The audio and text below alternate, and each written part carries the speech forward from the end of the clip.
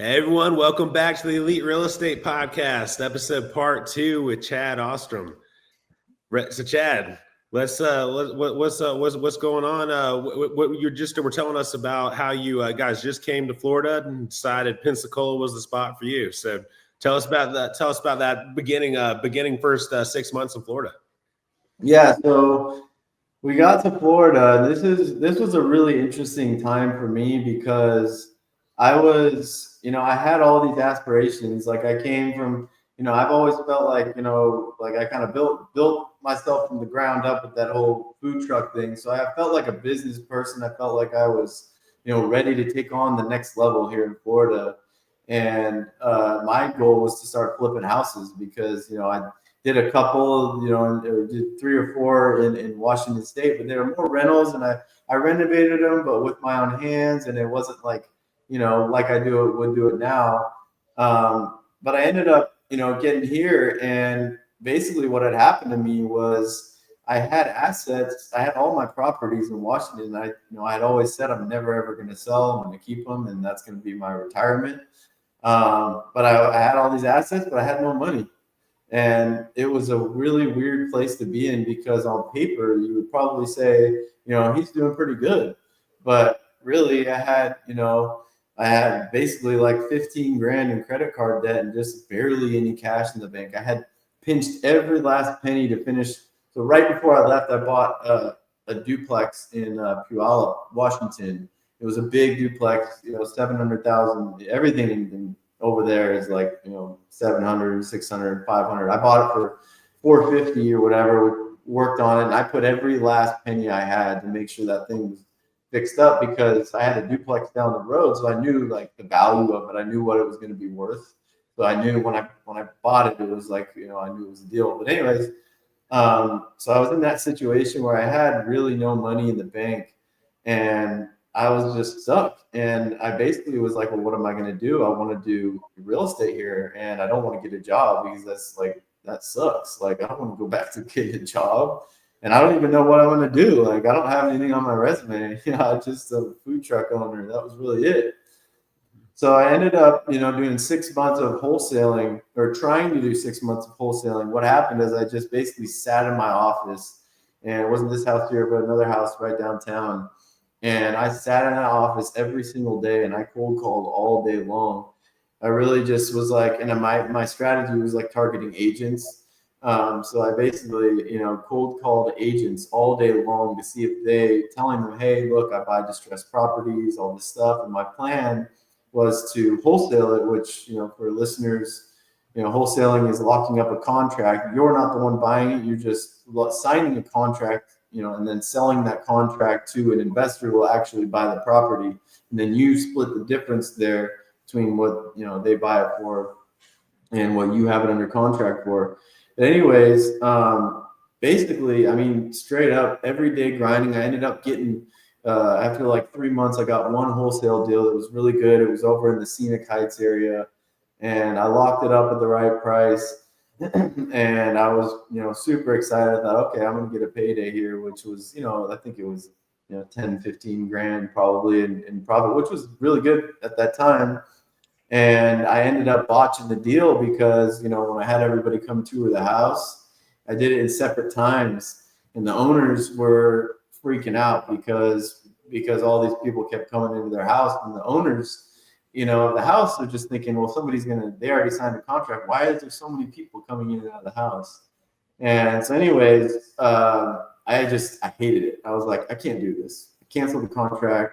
I was like, I don't like the feel of this. Like, either I'm going to buy it or I'm not going to buy it. I'm not going to say I'm going to buy it and then kind of like sell it to other people, which I'm not against wholesaling, entirely. I think there's right ways to do it. But so it ends up where I had to kind of go back to my roots. And this was kind of an interesting part of my life you probably didn't know about. But I was like, basically like, okay, I'm going to go apply and get a construction job here, and I'm like, in my mind, I'm feeling like this is like really low for me to do. This is a tough mental battle. Step way, way down to go try to work, in the blazing heat. And I went and asked, hey, how much you paying? And, would you hire me? And he said, oh, it's $17 an hour. I go, no way, I'm not doing that. I went back home, and talked to my wife, and she's like, well, we got to make some money, And so I went back to him a couple of days later. He's like, all right, sorry, man, the job's already filled. So I ended up getting back. I was like, you know what? I'm just going to go back to my freaking roots, man. I used to window clean like 10 years ago. I'm just going to go freaking start window cleaning, dude. So I went and bought a squeegee and a ladder. And I started going door to door all around Pensacola. I was doing about 120 doors a day where I'd knock. Wow. And I remember it was like the blazing heat of summer. But I tell you what, man, I was making bank window cleaning. It was absolutely crazy. Like after I got my first door, because the past 2 months, I had been running all my numbers saying, hey, this is how much I'll make if I go work a job of construction. I'll make. It was so little. It was like, no offense to anybody who's working construction, there was just a time in my life, stepping backwards, and it was, I remember it was like X amount a month, and I was like, okay, I just gotta find a way to make this much a month. And once I started going door to door, I was like, shoot, dude, I was making 12 grand a month, just cleaning windows. Yeah, no, it was crazy. I bring home wads of cash. It was like, so I dug myself out of debt a little bit there, and that's when I really was like, all right, here we go. Like, let's start flipping. And now that's when I was like, now I want to flip, no wholesaling. Let's start flipping houses. And that was January of last year is when I really was like, okay, let's do this. And I just freaking put my head down, and I had been so pent up. I was just like ready. I was like, as soon as I got my first deal, it was like, this is it, and I'm going to do whatever I can to do as many of these as I can. Dude, that's sick. That's epic. So if you guys didn't catch the first episode with Chad, I mean, he went into details of how he's just a hungry entrepreneur. As you can tell from that story right there, it's super obvious. He's like, I'm gonna knock down 120 doors until I'm gonna get some cleaning jobs. Next thing you know, he's doing, 5-figure plus a month cleaning here locally in a a sub 500,000 municipality area, right? So like that is massive numbers that you're doing, and that's huge. So you were driving cross country. Give us that timeline again. You came cross country to Pensacola when? May of 2023. June of 2023 is when I got here. Okay, so in that 6-month period, because you just had mentioned January, you're like, boom, I've done it. I'm ready to rip. So tell us a little bit about life today, that time frame from January and getting into flipping, and what like your career trajectory, your investments, and like what your real estate looks like from, is really what, just 12, 13 months ago. Yeah, it's crazy to think about that it was only 12, 13 months ago. Like, I feel like my mind is a different person. And that's, thinking back about the food truck business, one thing I learned is that, it was about how fast can I learn. And that was one of my regrets, is that I didn't, I would spend time playing, and I would have these wins in business or in like the food truck business. And then I would play, and I would just be like, cool, we did this. And now I feel like it's a speed thing for me. It's like, hey, how fast can I learn? How fast can I, like, I try to tell myself, like, hey, if I had the mind of freaking Grant Cardone, like if I put his mind in my mind with my same bank account and my same lifestyle, he would destroy me. He would be back up in a second. So that makes me think, well, hey, it's about learning. It's more than about making the quick money now, like saying, hey, how can I make get money off this quick money off this flip? No, it's more so about getting the skill set. Hurry up, get the skill set, and then you can go do. And that's it brings me back to, so I got my first flip. I hired VAs, hired cold callers, and I ended up getting my first flip off market. And it was actually one of the first calls I got, which was crazy because I was like, oh, this is easy. Like, you can get leads, no problem. Can I stop you there? So what made you decide to get a VA? And for the listeners, that's a virtual assistant. So that might be someone in Asia, someone in South America, or something that can work where you're paying them a really great wage in their home country, and they're in turn helping you, and in this case, lead generation, right? Yeah. Yeah. So So essentially, so I think I had been cold calling already for like 6 months, and I was like, I freaking hate this, dude. Like, you got to be able to just get yelled at and yelled at. And like, I think Mike Hamby was on here. You know, he knows, he started the same way. I remember he told me it took him 6 months to get a deal, you know, or something like that. And that's just, you got to have a mind of steel. And, but anyway, this is what, you know, these people do. In my case, it was a VA in the Philippines. And yeah, they work for a lot less an hour, and that's really what they're skilled. The one I hired, that's what she was skilled to do, was really just cold call. She knew how to ask the right questions. I already forget. There's like the 4 questions you ask the pain points, and there's like a term for it. But anyways, she knew how to do it, and so that's why I hired them, because I started also looking at the numbers here. I was like, well, hey, if I can just hire someone to be calling all day long while I'm working, you know, that would save me so much time. And so basically, she was just good at that. I think I didn't pay her very much. I think it was $5 an hour, you know, so I was paying, you know, $20 a day to have somebody do this hard work for me. And every day she would bring in a lead, and, you know, sometimes it was not, most of the time it's not really a good lead. But she ended up getting like one of the first 2 or 3. You know, I actually got a land deal out of it on Marine Drive, and I gave it to my buddy. I still regret not taking that deal. We bought it. It was like 10 grand. I had a nice lot. Ooh, nice.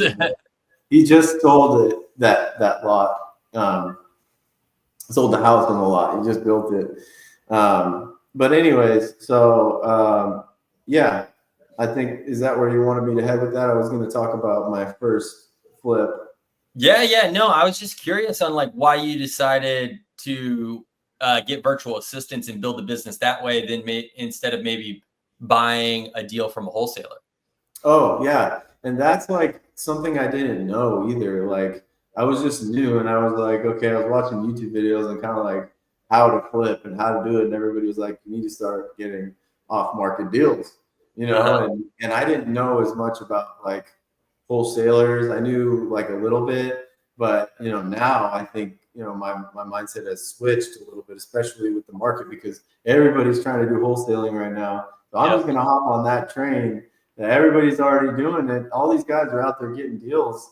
You know, why don't I just, you know, buy one of their deals, you know, instead of me spending all this money on lead generation. And I know you can get a deeper discount on, you know, if you do your own off-market deals, your own off-market lead generation. But I personally, like, right now I'd rather do the wholesalers thing for my deals. Yeah, no, I mean, I think that's great perspective, being able to see both sides. I am curious, like for some of the newcomers or the listeners that might be interested in wholesaling and want to maybe build a team with some VAs or something. How are you scrubbing lists, and how are you getting lists, and what were some strategies for this virtual assistant that you had that you were paying daily to help them find these deals, you know?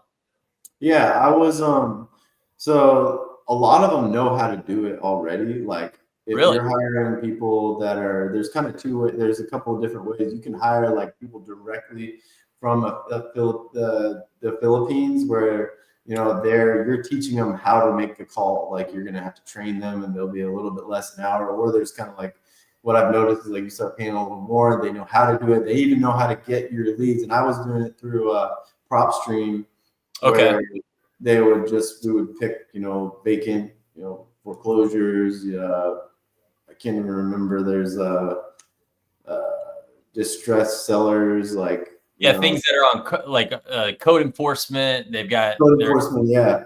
But fines, list pendants list, things like that, right?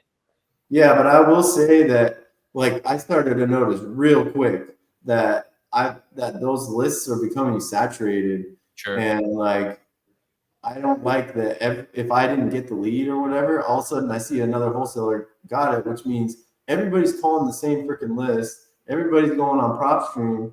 So if I had advice to a wholesaler, and I don't want to give out old what's his name, Fernando's secret, but Fernando, he is crushing it here in Pensacola, and all he does is put a note on the door that says "call me," or he says "call me back. My name's Fernando." He doesn't say anything about real estate, but he does 100 a day.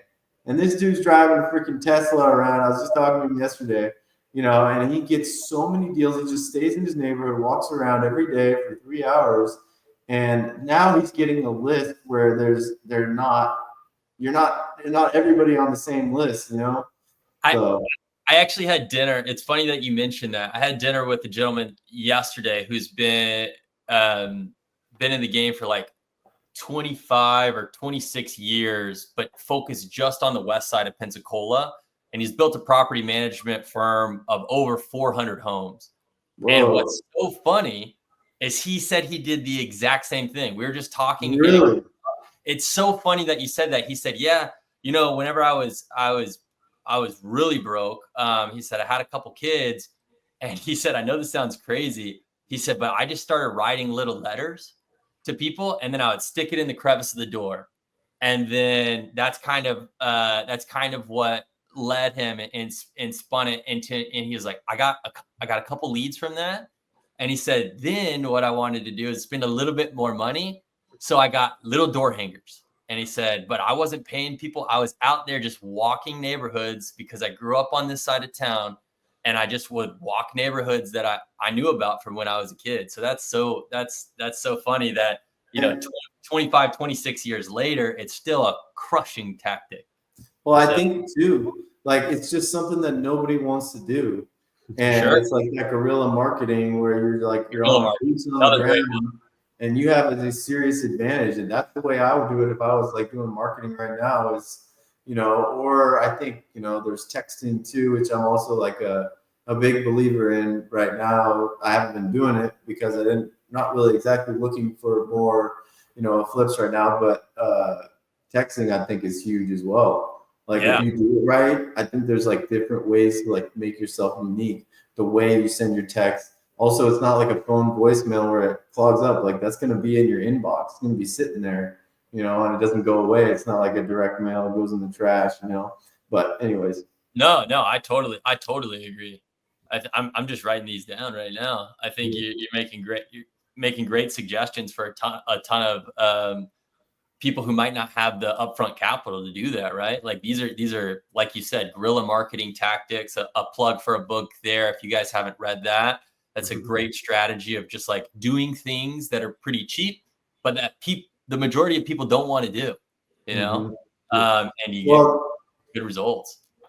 It reminds me of like when I had the food truck, everybody would pay for Yelp, they would pay for, Facebook ads, all these things. But, in my mind, I was thinking more like, what can I do to separate myself? And I don't have a huge budget. And dude, what really actually got us to the next level is when we started utilizing road signs. And I pushed the limits, man. I broke the rules in the city, to be quite honest, but nobody wanted to be in that area anyways. So it was like, they're just like, whatever. But I put huge, it was all over Lowe's. I got contacted by the head guy at Lowe's. So that guy's got to put his calm down on the signs. But I had that was my big thing was when I started doing the $7.99 burger special. So McDonald's is right across the street. I put the $7.99 burger special, man, and that thing just, our margins were razor thin on it, but we took off with that thing. We had people all have 5 $7.99 specials. We couldn't even keep up. It was crazy. Dude, nice. That's sick. So tell us about that first year of flipping, all those flips you did that then transitioned you over to the start doing the actual houses. From building did you build to sell or build to rent? So new construction, I haven't even really started. I bought 3 lots, but new construction is completely new to me. Oh, okay. Yeah, so I haven't built quite yet. I'm starting my build in the next couple of days, but all I've done really so far is flip. So basically, I got my first deal in West Pensacola. I bought it for $30,000.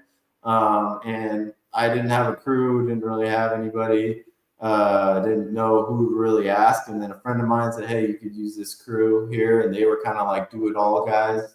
And that's really how it started is I started using them, and then I did that flip. We did pretty well. It was sold on the first day. It was, I don't know if you guys want the numbers or whatnot. We put about 50.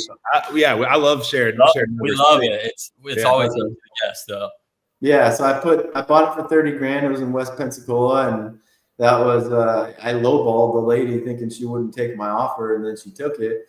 But anyways, yeah, so I was we took this thing down to the dirt, really. I mean, I was standing in the dirt in the house, and for me, this was absolutely terrifying. Like I had no idea. Like I had done remodels at my house, but nothing this extent. We had to re-side. It was essentially new construction, really. But yeah, so and they took care of it and they crushed it. We did it for I think 50 grand remodel cost, 55. It was a small 700 square foot house, 2 bed, 1 bath. And we sold it for like 150. That was all cash for me. So, I didn't have any holding costs or anything on that one. And we ended up doing pretty well on it. Went under contract the first day we posted it. And so holy cow. That one took a while, but we did good on it. So then it's solid payday. Because let's see, what's that? You said 30 for the lot, 55 for the build, so that's 85 all in, and then sold for what? 150. Nice. Yeah. Yeah. Well, the next one I did was I got a call from an agent in this house in Niceville. And I did not. The only reason why she knew me is because I had called and put offers in on other properties, and I really strongly advise that for people that are trying to get started, and don't ever underestimate when you call an agent and you see a property and you go, oh man, I'm gonna have to lowball these people. My numbers don't make sense. Lowball them. Make a firm offer and then explain why. Why did you make that offer? Because that gives them, they go, okay, well, this guy's number one, this guy's legit. He knows what he's talking about. And then you send in your offer with your whatever you needed, even if you don't freaking have it, man, put it in there with proof of funds, put in there your lender, all of your official information, because you're in competition with all these other flippers that are, hey man, hi, well, don't know how, they're not professional. So you come in, maybe the offer's low, but you submit it every time. And like I didn't do it as well as I should, but looking back now, that's one thing I really wish I even did better. Was every time I make an offer in with an agent or with anybody, make the offer. Number one, always make the offer, and then you're always in their system. But anyway, because I've got tons of agents that will call me back. Okay, this guy's a legit buyer, and then they'll call you before the next one hits, and that's exactly what happened. They called me about one in Niceville. It was in a great area, like overlooking the water, big, it's 1,500 square foot, but it was like felt really big and grand. And, she said, hey, look, like this is going live. This is going on up for auction tomorrow. And we got 3 other people that are going to try to put an offer in tonight. You got to make an offer, or you should make an offer. I said, I don't know. I've never bought, like it was at nighttime and I couldn't go see it. And she's like, oh, I got a video of it. Sends me a video. And I'm like, I mean, it's not bad, it's pretty good. And she told me, I said, hey, here's my offer. I did the 70% rule. And I think I did even a little more than that because it was far away. It's like, I'm just going to keep a cushion in here. And we ended up, she called me back that next day. I was like, hey, we got it, dude. And I almost had a freaking heart attack. I was like, oh God, I actually have to perform on this thing. And anyway, so that was the best deal I've done all year. We bought it for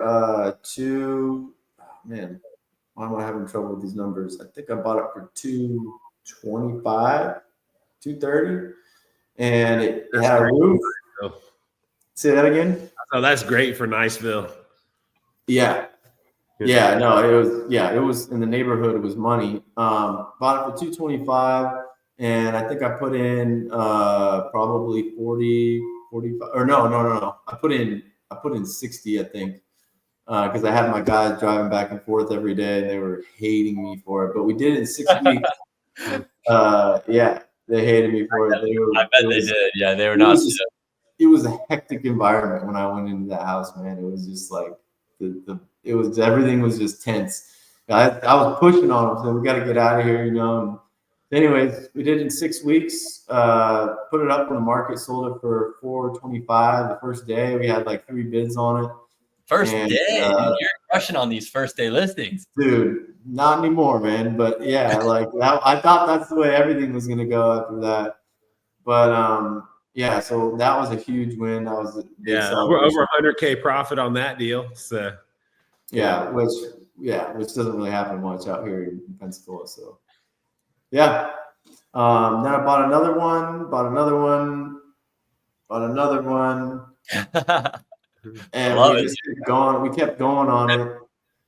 I kept redoing the money over and buying more. And then I ended up at this one. And this is what I want to talk about, new construction. I ended up at 208 West, or I probably shouldn't give address, but it was over on Winthrop Avenue. And I ended up buying it, splitting the lot. And that's when I really started to think about new construction and, you know, just knowing my personality and knowing like, the way I like to do things. New construction to me is a lot more clear. It's a lot more just like straightforward. There's not as many mysteries. Like every single property I've ever done has a problem that comes up that's cost me more money. And I think I'm really, really excited to get into that game of building from the ground up. And I can see like a future of like, hey, this is going to be something awesome, you know, and also even taking that skill outside of Pensacola if I go somewhere else, you know, and just so, but yeah. Dude, yeah. I love it. I think that being able to just like be all in 100% and then still being open, you know, to new business concepts is super admirable. Remind the listeners, like from last January to deciding that you want to get into new construction, how many flips you did? So I bought 11 deals last year. Big. Some of them are still on the market. And this is your first year, right? Like first year. Because before that, you were doing a lot of sweat equity in the duplexes and like we talked about in your first episode. But you're saying you went and you guys got to listen to the beginning. He was knocking 120 doors a day to make some money in a new town, a new area, a new part of the country that he never went in. So Chad talked a little bit about in the first episode that he's going to work and he probably will outwork anyone. And you can definitely tell that that's how Chad is. But from that, you just went all in. Like to me, that's kind of, you know, and for listeners, that's kind of scary. You set a goal for 10 and you've never done one, but man, now you're here, you've done it. Boom, you're on to the next challenge. I mean, I remember telling my guys in January that I was going to buy 10 that year, and they're like, "Yeah, we'll see about that, buddy." And now they're looking back, going, "Holy crap, dude!" Holy crap! That is so awesome. I mean, that's an incredible first year. So tell us what's the plans for the next 12 months in real estate? Yeah. So talking about new construction, I really do want to head that way. And I know it's really early to say that because I haven't even started, but I have a couple of friends of mine that are builders and I've been watching them and they've really been like teaching me that, and just not teaching me, just they've been kind of showing me, you know, how they do things, showing me their numbers, showing me, you know, those sort of things. So I'd really like to, I think this year I'd probably like to do maybe 50-50, you know, focus on builds, 50% building and then 50% doing flips. So I had some really good flips this year. Also some really bad ones that, you know, I bought where the margins were way too tight.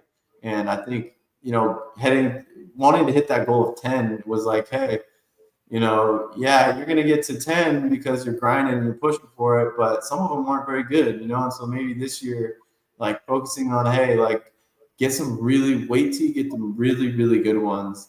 And, you know, like focus on getting really, really good deals. And then once I have all that down, then I'll maybe scale, you know, and go fast, maybe do 30 in a year, you know, maybe do 50, you know, that's just my mindset, you know, that's just like scaling is my end goal. But I know that word is so overused, and I don't like even hearing it anymore because everybody wants to scale. But and then it ended up falling apart. Whatever. I'd like to try to build up organically and build like a strong foundation before you go any further. You know. Yeah, but you've already built the foundation, and not to give away the exact number, but whenever I met Chad, he was saying, I'm getting into new construction. And next thing I know, he's got this lot, he's got this vacant lot, he bought this lot on a discount, all in great places. And I was like, dude, you have the foundation. It's time to rip, man. He's putting in a foundation, literally. Yeah, literally. So, I think that's sick. I mean, just on this call right now, like 30, I think is realistic. Like you buy the right lot, we could easily do I mean, with the growth that's happening right now, a 50 unit either townhome complex or single family neighborhood. Like right now, there's not enough rentals. There's a huge need for the market. And yeah, man, I think that it's going to come. Just your attitude, the way you, handle yourself, the way you operate your businesses. It's like, I'm excited to do a deal with you, you know? Shoot, so, man, me too. I mean, I just met you like 2 weeks ago. So yeah, I think we just need to look for bigger piece of acreage now, because if we all go in together, we can get break that down to a super deal per lot. No doubt. I tell you what, I'd never done anything like that, but I always felt like that's going to be the future is working where different people have different skills and coming together and like doing something big. I'm not sure if that's now for me, but it could be in the near future. You know, things happen fast. Yeah, well, I've got hopefully a lead on something. We just need to raise about $1 million, and we can have something pretty sweet. So we're going to put that out once things get a little bit firmer. But it would definitely be a sweet neighborhood, sweet part of town. So we're just speaking it into existence right now. I like it. So, but with all that being said, hyper growth, you're building that foundation, not using the word scaling, but what's like the lifetime goal or the end goal for you as a business owner, or for you in real estate, or just for you and your wife, moving forward? Yeah. The lifetime goal for me is to probably retire, or not retire is the wrong word, but I don't want to. I'm working so hard right now because I don't want to do it like when I'm like 45. I want to be done. Yeah, like where I don't have to, where this will just be a fun thing for me. And so that's my end goal, is to really just have a lot of money, have like a lot of cash, have a lot of stuff coming in where I don't. I heard Joe Rogan say, he was like, I have money, so I don't have to think about it. That's what I want. I want to have money where I don't think about it, and I just live my life. And I really, eventually, I want to help people in some way. I don't know what way that is, but I've always kind of had that on my, just something about me has been wanting, like in the future, to be able to give back. My family was really big in giving, and I've watched it firsthand. And I think I would like to be a part of that, where I can really, money can change people's lives when they're in a tough situation. So that's probably, I don't really want the big house, like it's cool. I would like to have a big house, but not super big, nothing in the mansion. I feel like I already kind of have everything I want right now, Dude, I feel you. Sometimes it's like you go over to someone's house and you're like, man, this is a sick place. And then at least for me, I envision like, yeah, it'd be sick to have a mansion, but oh my gosh, I'm really not a big fan of cleaning. Like, I don't want to be cleaning all that mess up. Hiring cleaners that are always coming in and out of your house. Like I'm actually like pretty simple. Like a sweet 2,500 to 3,000 square feet is might be better than a grand 8,000 square feet. I mean, shoot, I'm happy with 1,500 square feet, man. Same, like dude, my wife already complains in this 1,000 square foot house we're living in. I'm like, like God. Yeah, Yeah. dude. No, I feel you. I've never had a big house, and I'm always, I've got a cool little setup that I like. I have a room that I can Yeah. work out of. A Yeah. place that I can sleep, and I'm like, dude, this is ample room for me. So yeah, no, I love that, dude. Just keeping it keeping it back in the business, right? Just rolling it right into the business to grow the business. So Yep. that's So what are your we talked on some of them, but what's your favorite or top three favorite books that you think really helped you both in real estate and both in mindset, and being an entrepreneur? It's crazy how many people I hear say this book, but everybody says it. It's Rich Dad Poor Dad.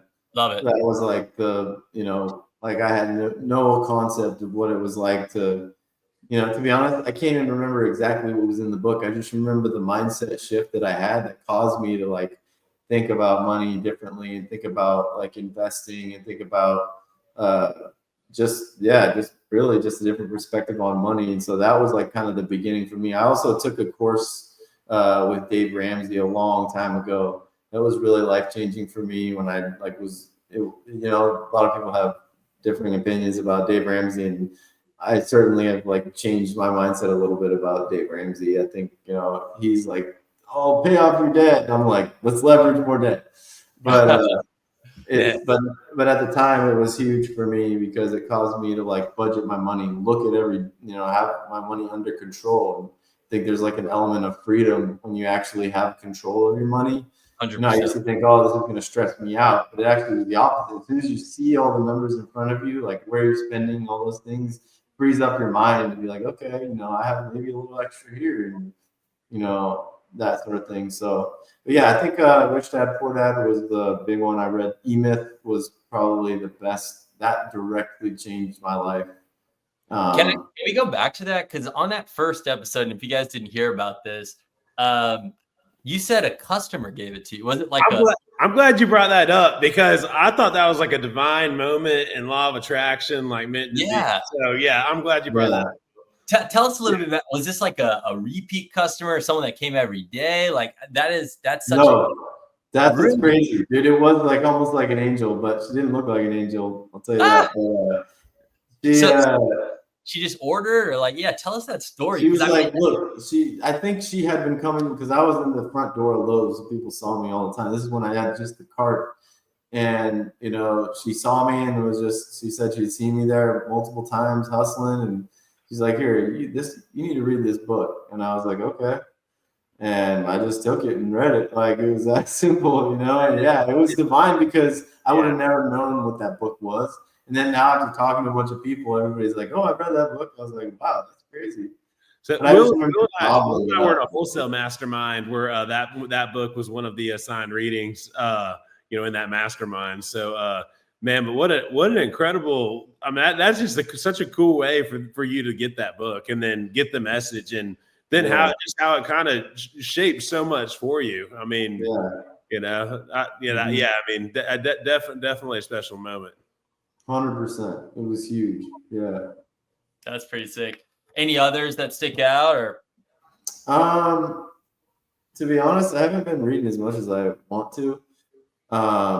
But I did read Atomic Habits recently. Oh, nice. And that was a great book. Just, shifting my mind about my habits and just little things that you do on a daily basis and how much it's like, little steps that, that's even translated into like the real estate world and like what you do every day, and also putting in my planner too with my day. I think about that book, Atomic Habits, because when you're planning out your day, and if you do 10 minutes of one little thing, but you do it every day, by the end of the week, that thing will add up to something, by the end of the month, by the end of the year, it's a huge, huge thing. And that's why I like it. Even the title of the book, it explains it really well.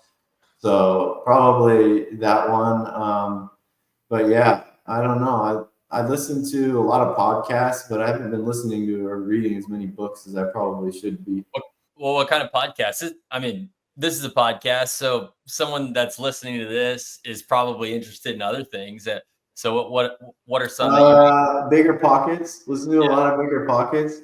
I've been listening to this it's called Lifetime Cash Flow, and that's with Rod Cleef. And I highly suggest, especially I think it's for a little bit next level, a little more experience, and which is why I'm trying to listen to it, because I'm trying to get my mind there. But dude, he's got guests on there that, you know, they're doing $400 million. They're huge, and it's all about syndication. It's all about, you know, leveraging and creating a team to build syndications and buying multifamily all across the country. And that was Lifetime what? Sorry? Cash Flow. Cash Flow, Lifetime Cash Flow. Love it. Sweet. So that one is like, you know, and Bigger Pockets has been awesome too. But I think a lot of it sometimes I'm like, I do, you know, and I already know about like the Burr method pretty well, you know, and implement. So there's like sometimes, you know, I want to just, yeah. So, but anyways. Sick, dude. Man, it's been a pleasure. I'm so stoked to have met you, and you know, hopefully we'll do some deals together. I think your trajectory is massive. Your work ethic is massive. You can see that in multiple business facets that you've been in. So I know this year is going to be just another killer year for you. So glad that, you know, we, you know, connected in Pensacola and you know, from being all the way, you know, near Seattle and coming, you know, as far pretty much cross country as you can. So it's pretty sweet. I always love to ask this question, but what's some advice that you would give to someone starting out, which Chad already gave some really great intro advice throughout the first and this episode. But if someone wanted to do exactly what you're doing right now, like they want to do flips, they want to do new construction, but they're just starting out and they don't really know the direction. Obviously, they're going to be listening to this podcast to get a little bit of perspective from you. But what would be some really good like end advice that you would give them to get started? I think this might sound pretty like, I don't know, depressing, but like fail fast.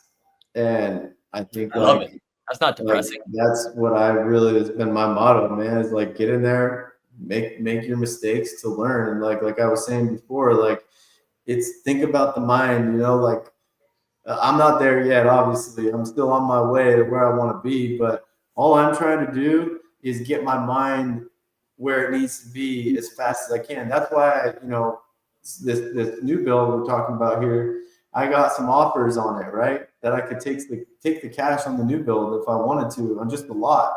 I said, no, I don't want to, because I want to go through this build. I'll make the same amount of money probably, but I want to learn how to do it, because then I have the mindset. Once I have the mindset, I can do 20 builds. You know, I can do as many as I want. Like, you know, I'm making mistakes already. I'm failing on this new build. You know, I found a septic tank in the middle of the property today because I didn't do my due diligence on, you know, on the lot. Yeah, like, we've been there.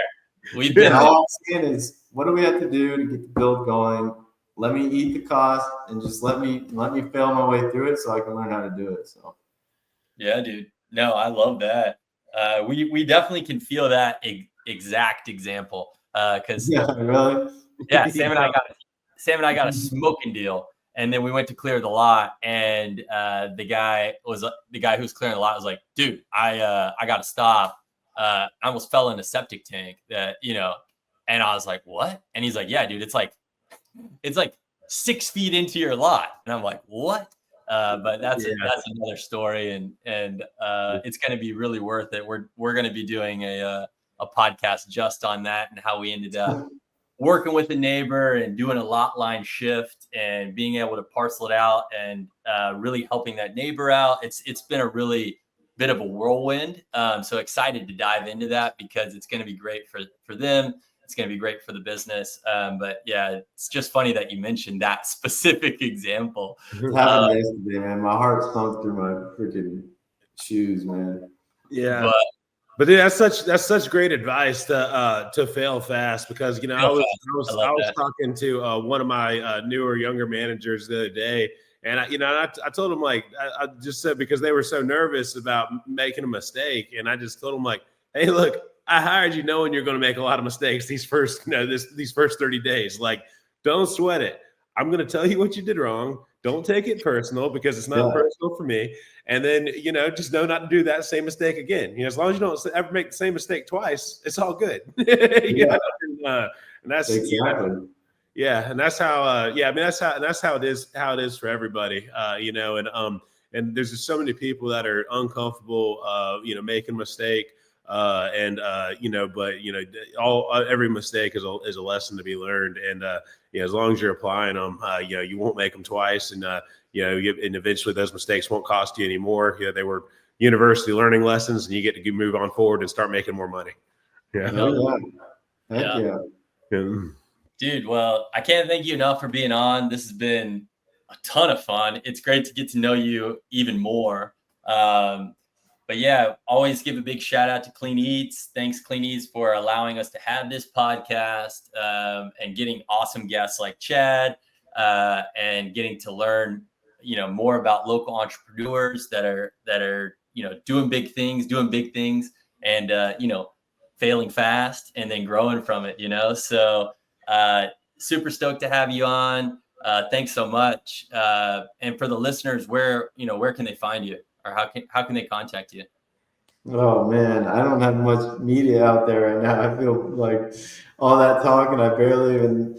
But yeah, I actually just deleted my website because I want to start like a new brand. I'm switching to new construction and everything. So just Facebook, man, is the way to get a hold of me. And other than that, I don't even really have business cards in hand right now. That's fine. Yeah, Facebook works. Is there an email address if someone had a smoking hot land deal in Pensacola? Send you where should they send you a land deal if they got one for you here in Pensacola? Yeah, that would be ostromflips@gmail.com.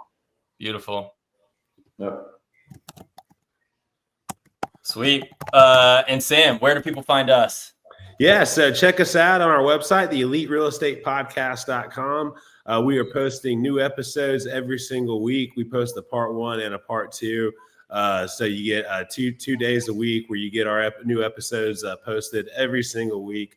And then you can also reach out to me personally on Instagram at Sam_FloridaMan. We also are on Instagram under the Elite Real Estate Podcast there as well. Also, really trying to build up our YouTube channel. So if you could go to YouTube and click that like and subscribe, we really appreciate it. It really helps us out. And feel free to shoot us a message on our website or in the comments about some real estate topics that you'd like to know more about in the future, because this podcast is for you. It's for our listeners. It's for Will and me, so we can also learn because we learn something in every episode. But we also want to share our classroom that we're learning in, with the world. So tell us any kind of topics that you guys want to see on some future episodes. And we will definitely be going to different networking events this year to try to meet some of those people and get them on the show. So, Will, did I leave anything out? Yeah, just if you guys do have, no matter what part of real estate that you're in, if you have a deal that you just want some more marketing for, we're currently working on building out a page just for our listeners and for the community. So if you have, Chad, if you have a flip, or if anyone that's listening just has the listing, doesn't matter if it's, if you're listing it for sale by owner through Zillow or however, send it over to us. A couple of your most highlighted pictures. Well, of course, we'll put the link in the description, but it's going to be really cool. So you can not only see everything that's listed by local entrepreneurs and real estate investors in this area, kind of see what the finishings are, what they're doing, how we can all, work together. And then it's just a great place that, we're getting a lot more foot traffic than we have. So hopefully it's just an extra place that you can get a lead to sell it. So and we aren't charging commissions yet. Oh, no. This is just a listener and for our guests who've hopped on it. We just thought it would be something cool because we were at a small round table and I think there was maybe 7 people there, and almost everyone had at least 1 to 2 deals. and that was at a small like intimate setting. So if we can just help each other, however, that's the point of this podcast. So Sam and I just sat down and were like, man, why don't we do this for people and just have listings for local investors? It's cool. So, but Awesome. Thanks, guys. This one was fun. Yeah. Now we appreciate everyone listening to our show. Thank you, Chad, for joining us. And can't wait to see you guys next week on the Elite Real Estate Podcast. Please tune in.